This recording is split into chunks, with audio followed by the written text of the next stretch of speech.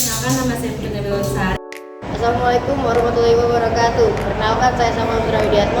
Halo, perkenalkan nama saya Kira Iskandar. Assalamualaikum warahmatullahi wabarakatuh. Perkenalkan nama saya Devita Sapangreni.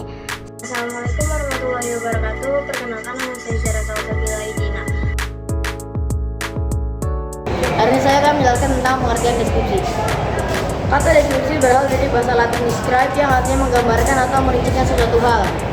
Menurut Kamus Besar Bahasa Indonesia, deskripsi adalah pemaparan atau penggambaran dengan kata-kata secara jelas dan terperinci. Teks deskripsi adalah sebuah paragraf yang menjabarkan secara jelas peristiwa, objek, atau suatu tempat dengan yang menjadi topik dalam bacaan tersebut menjadi topik pembaca. Teks deskripsi adalah teks yang bertujuan untuk mengajak pembaca bersama-sama merasakan, menikmati, dan memahami sesuatu objek yang menjadi sasaran penulis dengan sebaik-baiknya. Teks deskripsi adalah teks yang berfungsi membuat pembaca seolah-olah menyaksikan wujud sesungguhnya dari materi yang disajikan sehingga kualitasnya yang khas bisa terlihat dengan sangat jelas. Teks deskripsi adalah teks yang menggambarkan secara konkret, artinya teks yang deskripsi akan menjelaskan secara rinci namun padat akan suatu objek tertentu.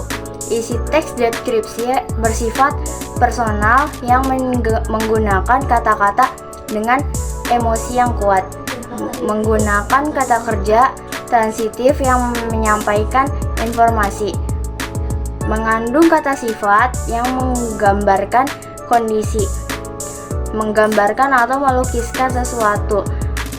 Penggambaran dilakukan secara rinci dengan melibatkan kesan indera, membuat pembaca atau pendengar merasakan sendiri atau mengalami sendiri. Mengandung bahasa, kiasan atau metafora. Mengandung kata kerja perasaan yang bertujuan mengungkap pandangan pribadi dari penulis terhadap subjek yang dituliskan.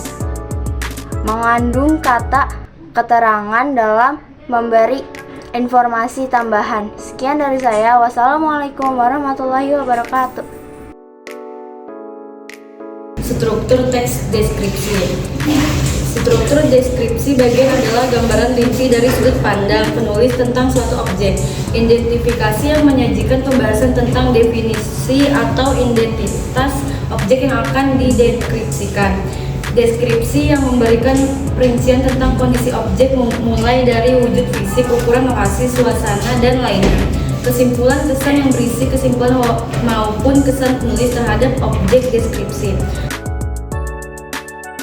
Unsur kebahasaan adalah suatu ketentuan yang perlu diperhatikan dalam menulis sesuatu. Sederhananya, unsur kebahasaan merupakan aturan yang terkait dengan penggunaan bahasa.